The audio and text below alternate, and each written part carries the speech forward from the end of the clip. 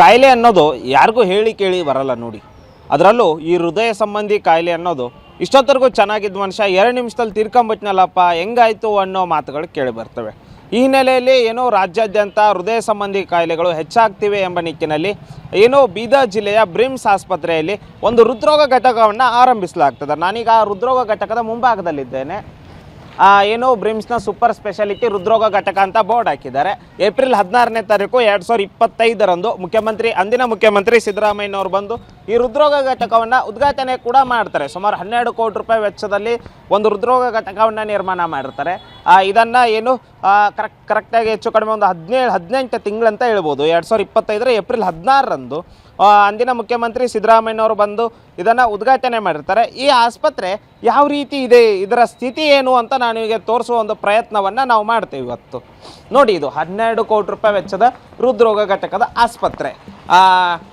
18 ತಿಂಗಳಿಂದ ಇದರ ಸ್ಥಿತಿ ಇದೆ. ಪರಿಸ್ಥಿತಿ ಇದು ಇರೋದು ಹಿಂಗೆ, ಬೀಗ ಹಾಕಿದ ಪರಿಸ್ಥಿತಿಯಲ್ಲೇ ಇದೆ. 12 ಕೋಟಿ ರೂಪಾಯಿ ವೆಚ್ಚದಲ್ಲಿ ಮುಖ್ಯಮಂತ್ರಿಗಳು ಬಂದು ರಾಜ್ಯದಲ್ಲಿ ಹೃದಯ ಸಂಬಂಧಿ ಕಾಯಿಲೆಗಳು ಹೆಚ್ಚಾಗ್ತೀವಪ್ಪ, ಗಡಿ ಜಿಲ್ಲೆ ಬೀದರ್ನಲ್ಲಿ ಇದು ಥರದ್ದು ಆಗಬಾರ್ದು ಅನ್ನೋ ನಿಟ್ಟಿನಲ್ಲಿ 12 ಕೋಟಿ ರೂಪಾಯಿ ಅನುದಾನ ಕೊಡ್ತಾರೆ.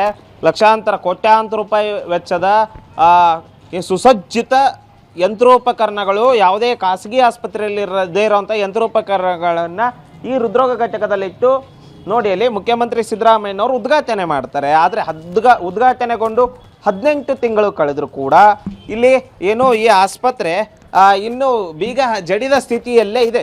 ನೋಡ್ತಾ ಇರ್ಬೋದು ನೀವು ಇದನ್ನ, ಹೃದ್ರೋಗ ಘಟಕವನ್ನು ಅಂದಿನ ಮುಖ್ಯಮಂತ್ರಿ ಸಿದ್ದರಾಮಯ್ಯನವರು ಉದ್ಘಾಟನೆ ಮಾಡ್ತಾರೆ. ನೋಡ್ತಾ ಇರ್ಬೋದು ನೀವು ಇದು ಹೃದ್ರೋಗ ಘಟಕ ಆಗುತ್ತೆ. ಇನ್ನೇನು ಗಡಿ ಜಿಲ್ಲೆಯಲ್ಲಿನ ಜನರಿಗೆ ಒಂದು ಹೃದಯ ಸಂಬಂಧಿ ಕಾಯಿಲೆಗಳಿಗೆ ಒಂದು ಪರಿಹಾರ ಸಿಗುತ್ತೆ. ಖಾಸಗಿ ಆಸ್ಪತ್ರೆಗಳು ಲಕ್ಷಾಂತರ ರೂಪಾಯಿ ಕೊಡಬೇಕು, ಅದೆಲ್ಲ ಕಡಿಮೆ ಆಗುತ್ತೆ. ಇಲ್ಲಿ ಉಚಿತವಾಗಿ ಸರ್ಕಾರದಿಂದ ನಾವು ಸೌಲಭ್ಯವನ್ನು ಪಡಿಬೋದು ಅಂತ ಹೇಳಿ ಒಂದು ಹೃದ್ರೋಗ ಘಟಕದ ನಿರೀಕ್ಷೆಯಲ್ಲಿದ್ದಂಥ ಜನರಿಗೆ ಸಿಕ್ಕಿದ್ದು ಬರೀ ನಿರೀಕ್ಷೆ ಅಷ್ಟೇ. ಇದು ಆ ನಿರೀಕ್ಷೆ ಸಂಪೂರ್ಣವಾಗಿ ಹುಸಿಯಾಗಿದೆ. ಆ ಜನರು ಒಂದು ನಂಬಿಕೆಯಲ್ಲಿದ್ದರು, ಆ ವಿಶ್ವಾಸದಲ್ಲಿದ್ದರು. ಅದು ಕೂಡ ಇನ್ನೂ ಓಪನ್ ಆಗದೆ ಆ ನಂಬಿಕೆ ಎಲ್ಲ ವಿಶ್ವಾಸ ಹಾಳಾಗೋಗಿದೆ ಅಂತ ಹೇಳ್ಬೋದು. ಬ್ರಿಮ್ಸ್ನಲ್ಲಿ ಸದಾ ಯಾವುದಾದ್ರೂ ಒಂದಿಷ್ಟು ರೋಗಿಗಳು ಬರ್ತಾನೆ ಇರ್ತಾರೆ, ಇಲ್ಲಿ ಒಂದಿಷ್ಟು ಡೆತ್ಗಳಾಗ್ತವೆ. ಇದರಲ್ಲಿ ನಾವು ಏನಿಲ್ಲ ಅಂದರೂ ವಾರಕ್ಕೊಂದು 2-3 ಕೇಸ್ ಆದರೂ ಹಾರ್ಟ್ ಪ್ರಾಬ್ಲಮ್ಮು, ಹಾರ್ಟ್ ಅಟ್ಯಾಕ್ ಆಗಿತ್ತು, ಕರೆಕ್ಟಾಗಿ ಚಿಕಿತ್ಸೆ ಕೊಡಿಸಿಲ್ಲ, ನಾವು ಬಡವರು ಸಾರ್ ಅಂತ ಹೇಳ್ತಿರ್ತಾರೆ.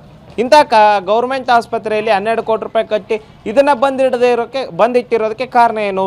ಖಾಸಗಿಯವರು ಒತ್ತಡನ ಅಥವಾ ಜನಪ್ರತಿನಿಧಿಗಳಿಗೆ ಆಸಕ್ತಿ ಇಲ್ವಾ? ಬ್ರಿಮ್ಸ್ ನಿರ್ದೇಶಕರಿಗೆ ಅದನ್ನೇ ನಿಭಾಯಿಸೋಕ್ಕಾಯ್ತಿಲ್ಲಪ್ಪ, ನಿತ್ಯ 106 ತೊಂದರೆ ಬರ್ತವೆ, ಇದನ್ನೆಲ್ಲ ಮಾಡಬೇಕು ಅನ್ನೋ ಒಂದು ವಿಚಾರದಲ್ಲಿದ್ದಾರ ಬ್ರಿಮ್ಸ್ನ ನಿರ್ದೇಶಕರು ಸ್ಪಷ್ಟಪಡಿಸ್ಬೇಕು. ಯಾಕಂದರೆ ಮೊನ್ನೆ ಒಂದು ಸ್ಕ್ರ್ಯಾಪ್ ಕಳ್ತನ ಆಯಿತು, CCTV ಇಲ್ಲ, ಬೈಕ್ ತಗೊಂಡು ಯಾವನೋ ಎಮರ್ಜೆನ್ಸಿ ಒಳಗಡೆ ಬರ್ತಾನೆ, ಹೀಗೆ ಒಂದು ಮಗು ಸಾಯುತ್ತೆ, ಮಗು ಕೈಕಾಲು ಮುರಿಯುತ್ತೆ, ಆಪ್ರೇಷನ್ ಮಾಡ್ಬೇಕಾದ್ರೆ ಹೀಗೆ 106 ಟೆನ್ಷನ್ ಇವೆ. ಇದೊಂದು ಏನಕ್ಕೆ ಬೇಕು? ಹೊಸದೊಂದು ಟೆನ್ಷನ್ ನನಗೆ ಯಾಕೆ ಬೇಕು ಅಂತ ಇಲ್ಲಿನ ಆಡಳಿತ ಮಂಡಳಿ ಈ ಹೃದ್ರೋಗ ಘಟಕವನ್ನು 12 ಕೋಟಿ ರೂಪಾಯಿ ವೆಚ್ಚದಲ್ಲಿ ನಿರ್ಮಿಸಿರುವ ಹೃದ್ರೋಗ ಘಟಕವನ್ನು ಪ್ರಾರಂಭ ಮಾಡ್ತಿಲ್ವೋ ಅಥವಾ ಜನಪ್ರತಿನಿಧಿಗಳ ನಿರ್ಲಕ್ಷ್ಯ ಇದೆಯೋ ಯಾವುದಿದೆಯೋ ಗೊತ್ತಿಲ್ಲ. ಒಟ್ಟಿನಲ್ಲಿ ಇದರಲ್ಲಿ ನಿರಾಸಕ್ತಿ, ನಿಷ್ಕಾಳಜಿ ಎದ್ದು ಕಾಣ್ತಾ ಇದೆ. ಜಿಲ್ಲೆಯ ಜನರು ಅಷ್ಟೇ ಅಲ್ಲದೆ ಪಕ್ಕದ ಜಿಲ್ಲೆ, ಯಾಕಂದರೆ ತೆಲಂಗಾಣ ಮಹಾರಾಷ್ಟ್ರ ಕೂಡ ಹತ್ತಿರ ಆಗೋದ್ರಿಂದ ಅಲ್ಲಿ ಜನಗಳು ಕೂಡ ಬಂದು ಇಲ್ಲಿ ಚಿಕಿತ್ಸೆಯನ್ನು ಪಡಿಬೋದಾಗಿತ್ತು. ಯಾಕಂದರೆ ಸರ್ಕಾರ ಜನರ ತೆರಿಗೆ ಹಣದಲ್ಲಿ ಕಟ್ಟಿರೋದ್ರಿಂದ ಜನರಿಗೆ ಅದು ಉಪಯೋಗ ಆಗಬೇಕು. ಆ ತೆರಿಗೆ ಹಣ ಈ ರೀತಿ ಮಷಿನ್ ಧೂಳು ಹಿಡ್ಕೊಂಡು ಕೂತ್ರೆ ಅದು ಯಾವುದೇ ಕಾರಣಕ್ಕೂ ಪ್ರಯೋಜನ ಆಗಲ್ಲ. ಯಾವಾಗ ಮಾಡ್ತಾರೋ ಗೊತ್ತಿಲ್ಲ. ಯಾಕಂದರೆ ಇದಕ್ಕೆ ಉತ್ತರವನ್ನು ಕೊಡಬೇಕು ಬ್ರಿಮ್ಸ್ನ ಆಡಳಿತ ಮಂಡಳಿ ಹಾಗೂ ಜಿಲ್ಲಾ ಉಸ್ತುವಾರಿ ಸಚಿವರಂತ ಈಶ್ವರ್ ಖಂಡ್ರೆ ಅವರು.